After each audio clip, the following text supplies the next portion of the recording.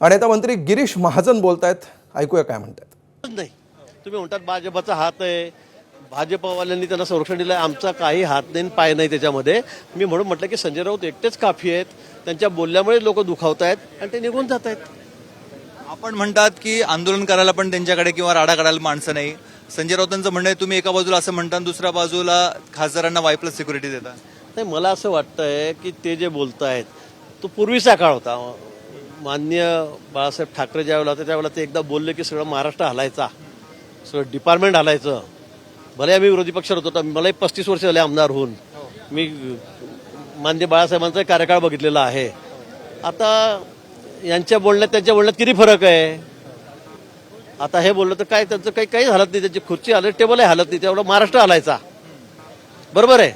त्यामुळे म्हणून मी म्हटलं की बाबा त्याच्या मागे मग लोक लागतात, प्रामाणिकपणे काम करणारे लोक लागतात, कार्यकर्ते लागतात मागे. इथे काही शिल्लकच राहिलेलं नाही, म्हणजे यांनी ठेवलेलं नाही. हे जेव्हापासून आम्हाला सोडून गेलेत, मुख्यमंत्री झालेत, काँग्रेसच्या आणि शरद पवार साहेबांच्या मांडीवर जाऊन बसले, तेव्हापासून लोकांनी यांना सोडून दिलं. यांनी सगळी माननीय बाळासाहेबांची आयडिओलॉजी सोडून दिली, सगळे त्यांचे विचार सोडून दिले आणि तिकडे जाऊन बसलेत. आता राहुल गांधी पंतप्रधान व्हा, आगे बढो, हे त्याचं काम चाललेलं आहे. त्यामुळे त्यांच्या मागे कोण राहणार आहेत. सच्चा शिवसैनिक त्यांच्या पाठीशी तर राहिलेला नाही, कोणी राहिलेलं नाही, लोकप्रतिनिधी पण राहिलेले नाही आणि रस्त्यावर तो भांडणारा, तो आक्रमक शिवसैनिक आता त्यांच्या मागे राहिलेला नाही. त्यामुळे त्यांनी आता पोकळ वल्गना करू नये की राडा करू, बघू, हे आता नाही. एवढ्यावर थांबले नाही. ईडी सीबीआय जर बाजूला केली तर गिरीश महाजनांनाही फोडून काढू अशा स्वरूपाचे शब्द आहेत त्यांचे. नाही, आता मी बघितलं ईडी सीबीआय आमच्या बाजूने करा, तर ते बाजूला होण्यासाठी केंद्रातील सरकार यावं लागेल ना. त्यावेळेला उद्धवजी पंतप्रधान झाले पाहिजेत, मग त्यासाठी प्रयत्न करा. आता तुमच्याकडे 3 खासदार राहिलेत, त्याचे उद्या परवा काय तुम्हाला माहित नाही. अरे 3 खासदार आणि 2 खासदारांना तुम्ही कसे काय ईडी सीबीआय ताब्यात घेणार, केंद्र ताब्यात घेणार आहात. म्हणून मी म्हटलं की त्यासाठी पंतप्रधान व्हावं लागेल, देशामध्ये सत्ता आणावी लागेल आणि मग ते तुमच्या ताब्यात येईल आणि नंतर मग आम्हाला फोडायचा विषय आहे ते बाजूला करा असं म्हणतात. काय ईडी सीबीआय बाजूला करा. आता काय संबंध आला माझा आणि ईडी सीबीआयचा. मी एकटा माणूस फिरतो, मी कुठेही जातो, तुम्ही बघता सगळ्या संकटात कुठेही काही झालं, मग नॅशनल कमिटी असू द्या, मानवनिर्मिती असू द्या, कुठे भानगडी होऊ द्या, कुठे दंगली होऊ द्या, मारामाऱ्या होऊ द्या, उपोषण असू द्या, काही असू द्या, मी एकटाच जातो. माझ्या मागे कुठे काय बंदोबस्त आहे, काय नाही. मला ईडीचं काही माहीत नाही, सीबीआयचं माहिती नाही, म्हणजे माझा काही संबंध नाही त्यांच्याशी. मी कुठे त्यांच्या आश्रयाने कुठे काही मोठा होतोय.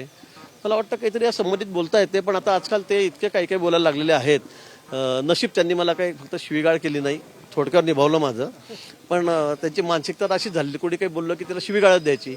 खासदार सोडून गेले, त्यांच्याबद्दल काही घाण बोलायचं, इतकी घाण बोलतं की तुम्ही दाखवू शकत नाही. मला वाटतं त्यांनी थोडंसं सांभाळलं पाहिजे स्वतःला, त्यांनी योगासनं वगैरे केले पाहिजेत थोडं. हा सल्ला आहे त्यांना. हां, थोडं त्याच्यामुळे त्याला त्याचं शांत राहील थोडं त्यांचं. तुम्ही जे स्वातंत्र्य उपभोगताय ते काँग्रेसमुळेच उपभोगता असं त्यांचं म्हणणं आहे. काय स्वातंत्र्य जे उपभोगतोय आपण फार दूर झालं एकदम ते 75 वर्षावर गेले मागच्या. हा, फारच 75 वर्षावर गेले ते मागच्या. हा, काँग्रेसची बघा किती परिणाम आहे त्यांच्यावर आता. म्हणजे एकीकडे माननीय बाळासाहेब काँग्रेसबद्दल काय बोलत होते, हा, आणि हे कुठे चाललेत आता. किती फरक आहे दोन्ही शिवसेनेमध्ये. आणि म्हणून यांच्या मागे आता कोणी राहिलेलं नाही. आमदारही गेले, खासदारही गेले, पुढच्या काळामध्ये मला वाटतं नगरसेवक सुद्धा राहणार नाही. तर मग त्यांची अवस्था बघा त्यावेळेला काय होईल. हे आहेत मंत्री गिरीश महाजन. त्यांचं म्हणणं आहे की संजय राऊत यांनी आता योगासनं केली पाहिजे, म्हणजे ते शांत राहतील, अशा स्वरूपाचा सल्ला देखील त्यांनी संजय राऊत यांना दिलेला आहे. कॅमेरामॅन किरण कटारेसह मुकुल कुलकर्णी, एबीपी माझा, नाशिक.